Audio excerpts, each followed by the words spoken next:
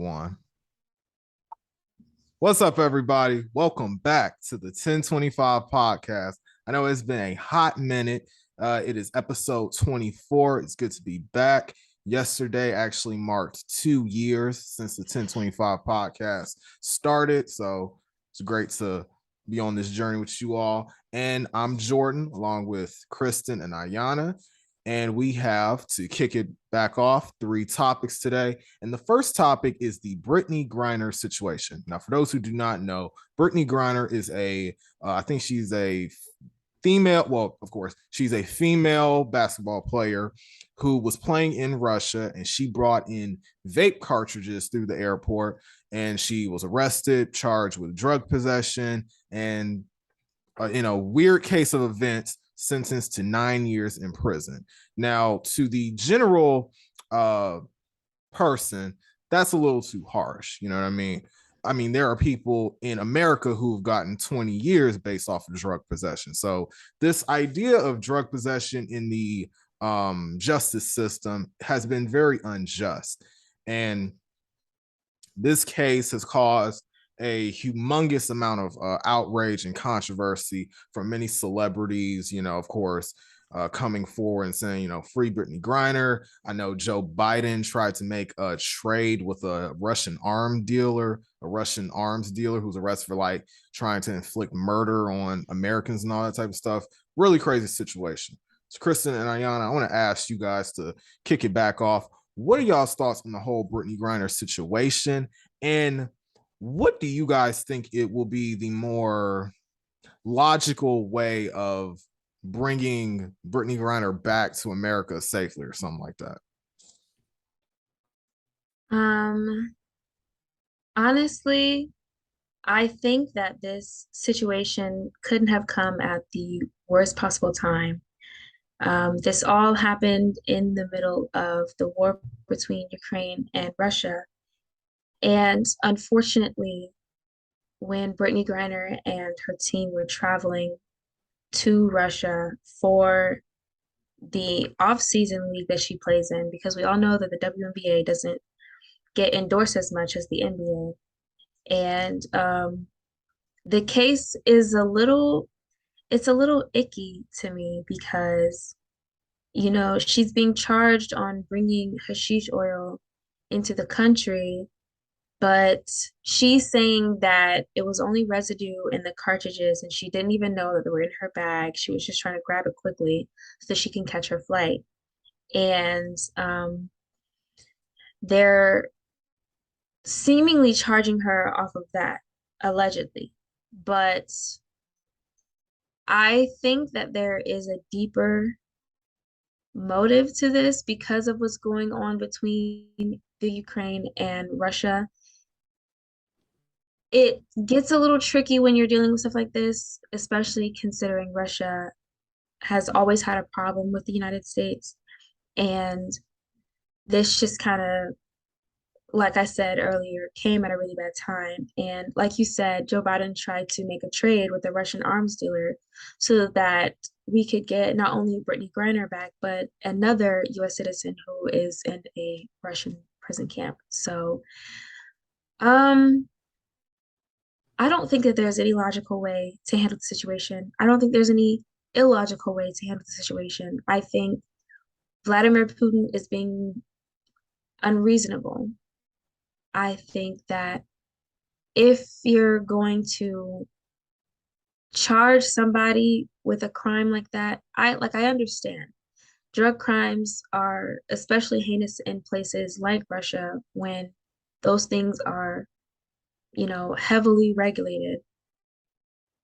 But from my understanding, if what she's saying is it was only residue, it was barely any left even in the cartridges, and she was just throwing things in her bag to leave. I feel like although a sentence might be necessary, considering it's still illegal, 9 years for residue is a lot. That's a heavy price to pay It is.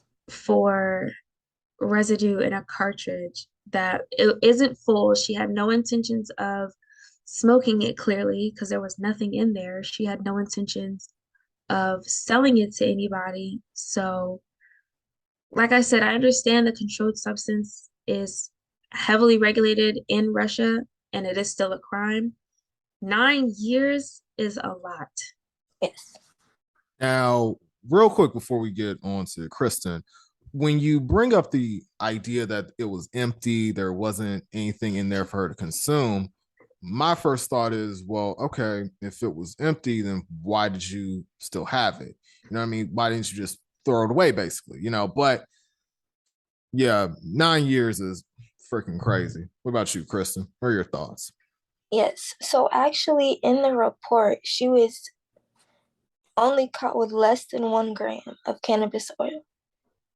And she stated that she wasn't intending to use it, yet she still got charged 9 years with drug smuggling. Yeah, And to me, that's absolutely ridiculous. Mm-hmm. yeah. I mean, there Especially, are, oh, my fault. especially given that after her detention, she tested clean for any substances. So Mm-hmm. it's evident that she wasn't using these substances during or before her detention. Yeah, I mean, that's one of the things when you are a person of celebrity and you go to these other places, it almost feels like you have to walk on like eggshells in order to really survive out here. I mean, this situation almost kind of reminded me of like when I don't know when ASAP Rocky was in Sweden for some situation, physical altercation that happened, and of course Donald Trump got him back over to America. But I just think it was really unnecessary, the idea of, oh, you get caught with this empty thing and we're going to send you almost a decade for your alleged crime, basically. And, a lot of people were saying, oh, they're doing this because she's a black woman, and oh, if this was a white person, they wouldn't be have a sentence. I think this situation is far bigger than Mm-hmm. race. Personally, to me, I think, like Ayana was mentioning and even Kristen was mentioning, Russia has always butted heads with America. You know what I mean? And Russia doesn't play around when it comes to stuff like this, when it comes to drug use, when it comes to any minute crime, basically. So hopefully President Biden does something about it, because so far, I mean, he really hasn't been doing anything crazy, but what else? Any final thoughts on this? The only recent news I've heard is that Dennis Rodman this Saturday stated that he was going to go to Russia to try and free Brittney Griner. Dennis What Rodman are been y'all's crazy thoughts on that? forever. I I don't mean, know me about that one. personally, He actually has had connections with diplomats, such yeah, as like yeah, I was literally about to say that, but every celebrity says, "Oh, I'm gonna go somewhere and free such and such."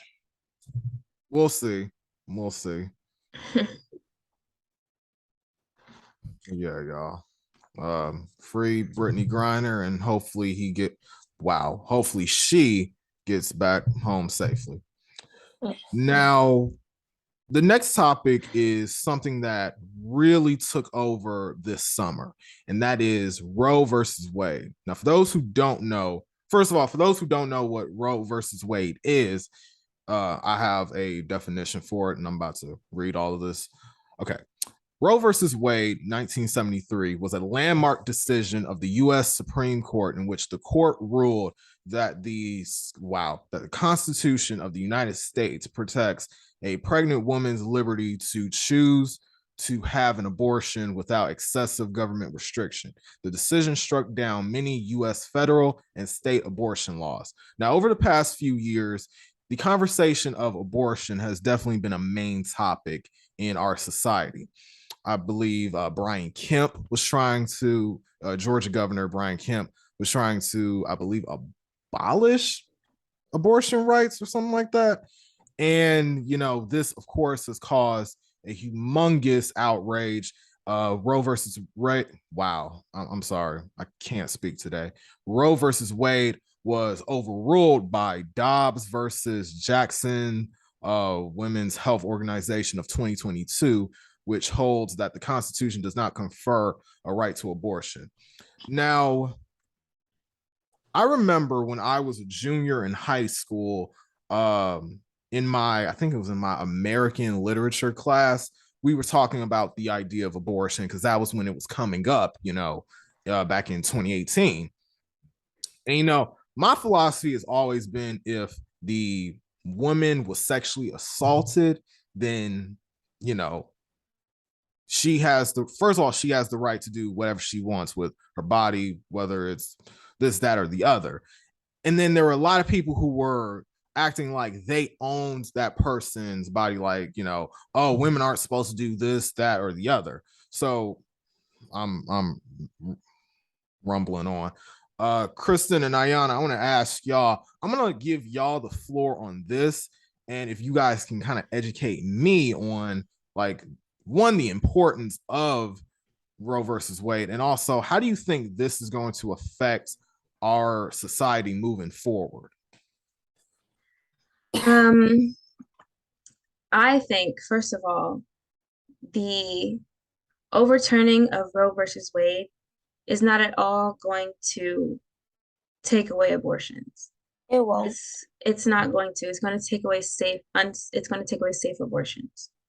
And that is what I want people to focus on the most. I think that regardless of what you think about abortions, whether you think a woman should be able to or should not be able to choose whether she can terminate her pregnancy, it's not going to stop her from doing so if that's what she wants to do or if that's what she has to do.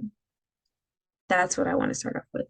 Now, the topic of abortion shouldn't be political, because if they're saying that abortion is not a constitutional right, objectively, that's false.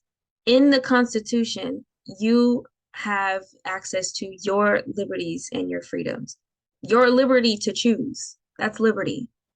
I can choose whether I want to go outside tomorrow and take a walk versus stay inside and watch my favorite TV show. The same way that I can choose to have unprotected sex if I want to and terminate the pregnancy if I choose to. That has nothing to do with whatever religious philosophy somebody has or their own moral compass. Personally, I feel like everyone has the right to choose whatever it is that they want to do because it doesn't affect my life one way or another. But this uproar, I'm hoping, is only the beginning, because for so long, marginalized communities have fought to protect their rights. And Roe versus Wade hadn't even been in effect for 50 years before they had overturned it. It took at least, I want to say, 3 or 4 weeks for Joe Biden to even jump into action to do anything about it. And what he could do doesn't feel like enough for the people who are inevitably going to be struggling. Because it doesn't. Because what I hear the most is, well, if she was sexually assaulted, then yeah, she can have an abortion. If she got pregnant through the product of incest, then she can have an abortion. Why does a woman's body have to be mutilated for her to be able to terminate a pregnancy? Why can't I just have my fun, go out and do what it is that I do, get pregnant, and then terminate the pregnancy?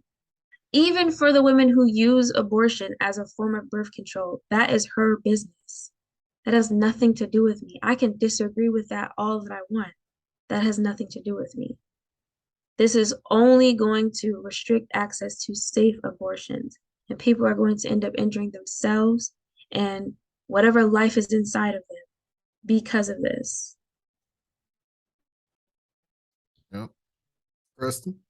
I agree. I think the overture of Roe v. Wade, it wasn't shocking in the fact that it was like, oh, they can do this, because I always knew it was a possibility. It was more so shocking because all the people who no longer have access to safe abortions, as well as my future, just as a woman and as someone wanting to go into the field of obstetrics, I don't want to have to tell a woman that she cannot have access to a safe abortion and she has to go through having a stillbirth or having a miscarriage or something like that. Yeah.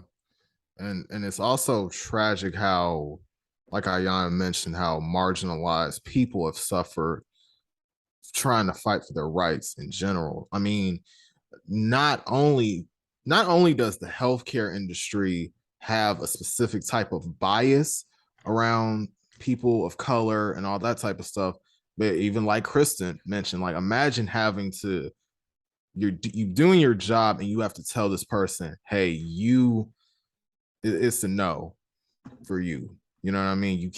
You're not allowed the access to have a safe abortion. Maybe, and even like Ayana was mentioning, that's her business. I mean, maybe she's not ready to carry a child. Maybe she's not ready to be a mom and all that type of stuff. So oh God, who is it to me to tell somebody saying, oh, you're supposed to do X, Y, and Z, and you're supposed to carry my kids and all that type of stuff? Like, no, this is a free world. So do what you want, you know?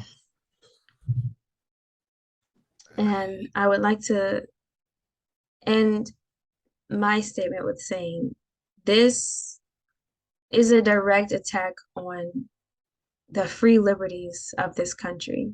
This is supposed to be the land of the free, home of the brave, but every day somebody's rights are being taken away regularly. And I don't think it's going to stop here, unfortunately. Yeah. You're And right. I was watching this commercial yesterday about, the impact that this has had.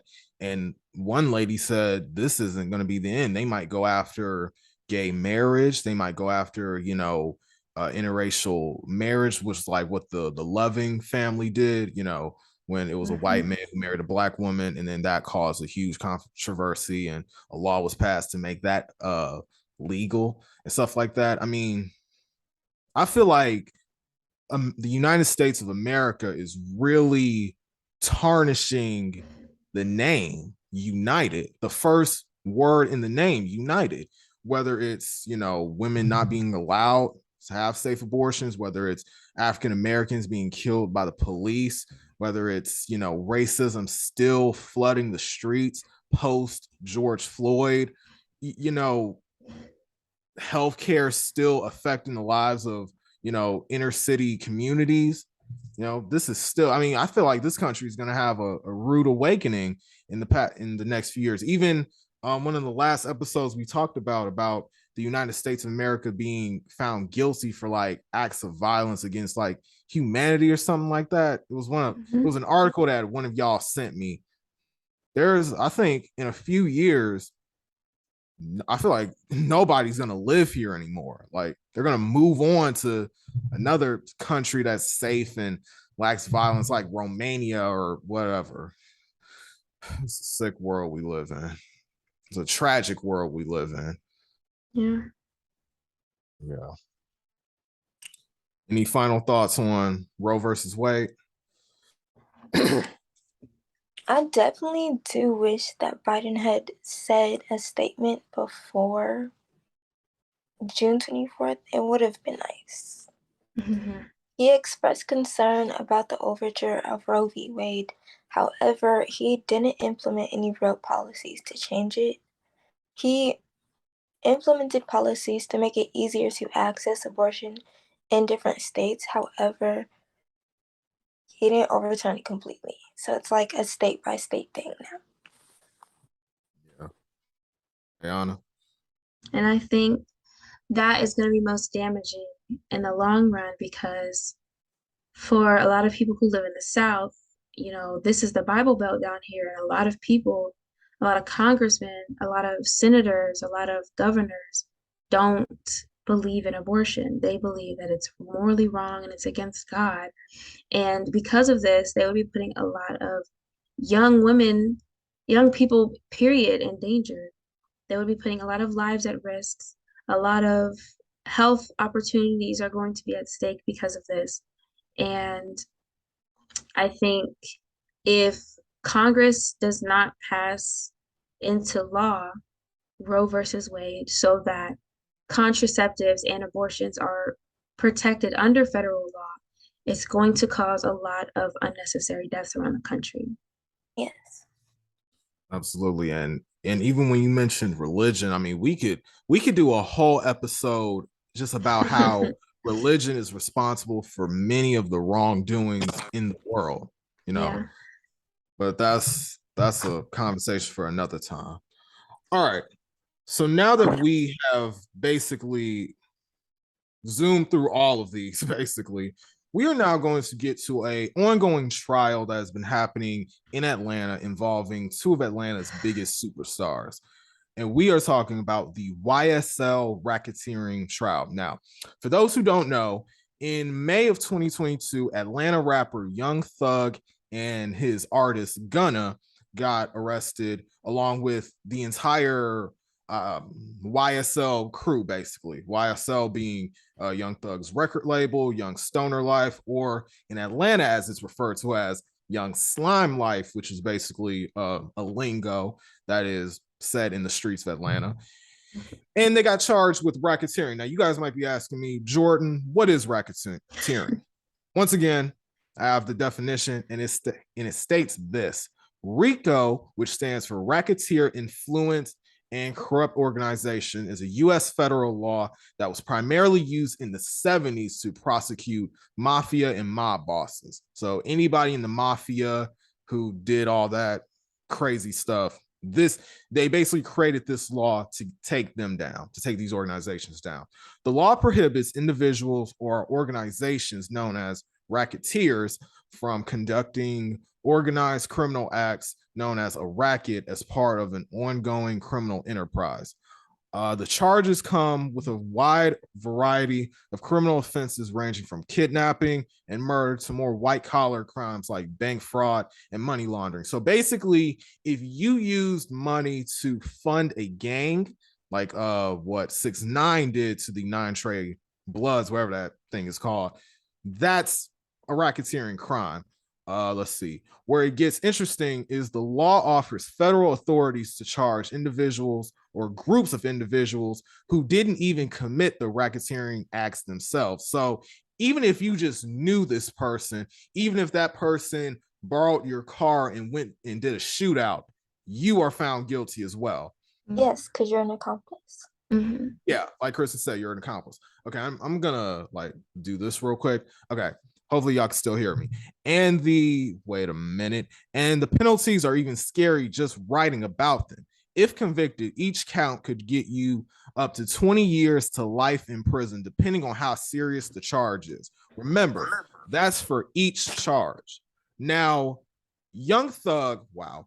Now, Young Thug is a very influential and very intriguing figure when it comes to the world of Atlanta hip hop.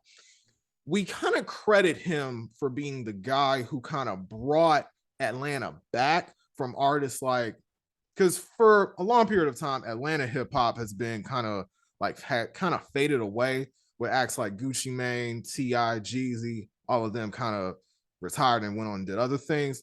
Young Thug came back along with Future, 21 Savage, and all of them, and they brought Atlanta back to become the music capital of the world. I had to get some air. I was losing breath. The feds basically, they've been watching Young Thug and YSL since like 2012, before Young Thug even became the superstar that he is today. And then most recently, the feds took down YFN Lucci and his team, because you know anybody who knows Young Thug, they know that him and Lucci, they've been beefing forever, basically. Okay, so Kristen and Ayana, I want to ask y'all, what are y'all's thoughts on this situation? And do you guys think that this will now mark the end of like rappers who are also like in the streets. Because my philosophy is you cannot be a gangster and also be a rapper. Like those two do not go together. And even though those are like those go hand in hand, basically. What are y'all's thoughts on it? Um, to answer your question, no. I don't think that this is going to stop that lifestyle at all. If anything, it might even encourage it. Whether that's a good or bad thing has nothing to do with me. I simply just listen to the music. Now, this case is very interesting to me because I remember when it first broke and the indictment reports had first came out. I read all 88 pages of the report. The incriminating evidence that the police had, just the GBI alone, not even because this RICO case is with the Georgia Bureau of Investigation. The FBI isn't even involved anymore. This is now state. Yeah, yeah, yeah. And so the amount of evidence that had piled up since 2013 up until I want to say it was about 2020, 2021, somewhere around there. And most of it was social media posts or lyrics in his songs that turned out to be true with further investigation. And I think that this kind of stuff happens a lot more often than people realize. And it's probably been happening for a lot longer than people realize. A lot of gang violence, especially in Atlanta, I would say, because, that's the area that I'm familiar with. Gang violence and things of that nature and the hip hop culture in Atlanta go hand in hand. A lot of the rappers that come out of Atlanta or in the surrounding area have been involved at some point in some way, form, or fashion. Whether they're still in it or not, I don't know for sure because I don't know them. Rappers like Young Thug or 21 Savage or Gunna or anyone else, especially in the trap rap of Atlanta, have been in that kind of life. And so I really do think that this isn't going to put a stop to anything. There is still going to be gang violence in Atlanta. There's still going to be underground organizations committing crimes in Atlanta. This is just one of the many gangs in the area. And it's even taken this long for them to pile up this much evidence to actually incriminate them. And I would say that it's unfortunate, but Young Thug was his own downfall. When you're in this lifestyle and you know that your top priority is this gang and then on the side is your rap career, you wouldn't build your career around the rap violence. Because the same thing happened to, what was his name? I want to say YMW Melly or something like that. Yeah, You know who I'm talking about. yeah. He did the same thing. And he mentioned one of his crimes in his songs. They investigated further, found him guilty of this crime, and he was put in jail. The same thing happened to TK. He put the violence in his song, and they did a further investigation, and he now is spending seemingly the rest of his life in prison. So I think that this RICO case isn't going to stop anything. I think it was unfortunate that they came down the way that they did, but don't start a gang.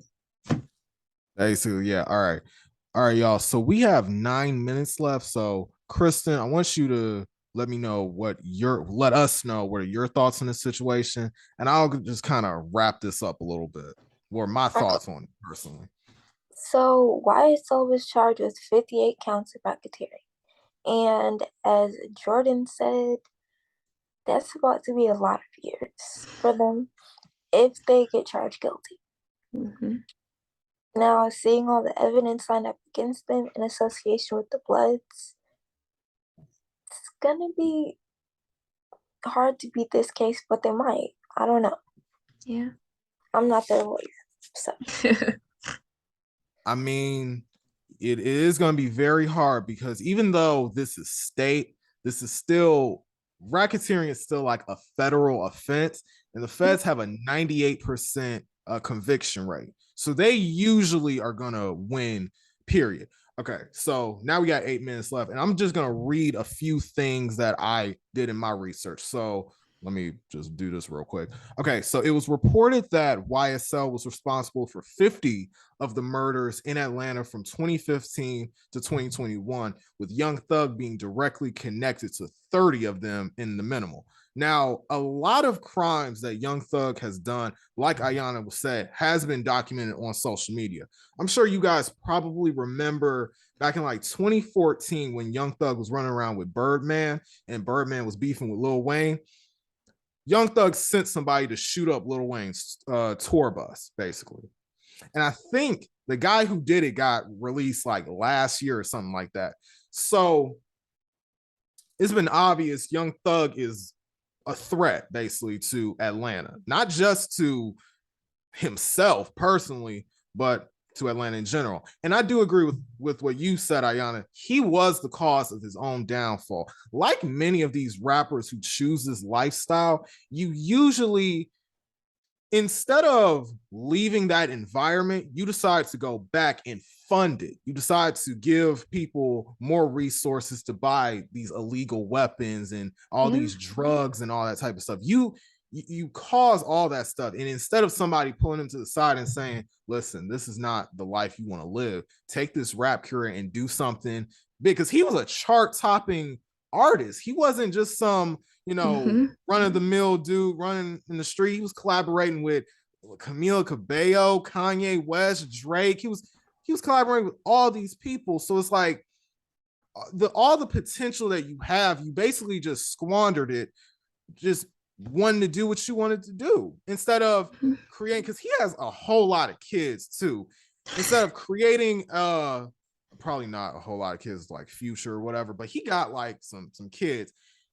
Instead of creating a safe environment for your children to grow up and for their children to grow up, you just decided to piss that all away just to be dedicated to the streets. And the streets have been here before you were even born. So whatever. And then lyrics will be used in court. So lyrics from both Young Thug and Gunna. I mean, Young Thug, we're talking about a guy who said in a Juice World song, I shot at his mommy, now he no longer mentions me. That was he shot YFN Lucci's mom on Juice World's Bad Boy song, and just a whole lot of stuff. But overall, I mean, the feds have a 98% conviction rate, even though this is state. Another thing I do want to mention is that the DA, the Georgia Bureau of Investigation, they released like a list of all the gangs they want to take down. And one of the gangs on the list is 4PF. So that's Little Baby's crew / record label and all that. So in the foreseeable future, we are going to see the downfall of Atlanta rap, in my opinion. Now, granted, there's still going to be artists like Future and 21 Savage. 21 Savage is now teaching financial literacy and all that type of stuff. So, they're still probably going to be kicking. But if you're a gang member and you decide to want to become want to have a rap career, yeah, that's going to be short-lived. And overall, for Young Thug, I think it's a wrap for him. A great run. You became one of the most influential rappers of your generation. You had all these cosigns and all that stuff. You brought, I mean, of course, everyone also is going to mention Future for his influence, but Young Thug really brought that trap influence back. You know what I mean? And it's unfortunate. It's really, really unfortunate. And I hope for the best for these two gentlemen, but you made your bed and you got to lay in it. So what else? So that was a lot. But yeah. Any final thoughts from you two, my friends? Good luck in prison. Oh, That looks Good like where luck in he's going. prison. That looks like where Yeah. he's going. I Good think he luck in can prison. afford a good enough lawyer. He'll beat some of the charges. Maybe. Like Ayana said, good luck in prison, broski. Don't drop the soap, Oh whatever, my you God. know. But yeah, everybody, that is a wrap of episode 24 of the 1025 podcast. We're back and we're gonna have fun. I'm Jordan, along with Kristen and Ayana, and we will see y'all next time. See ya. Peace.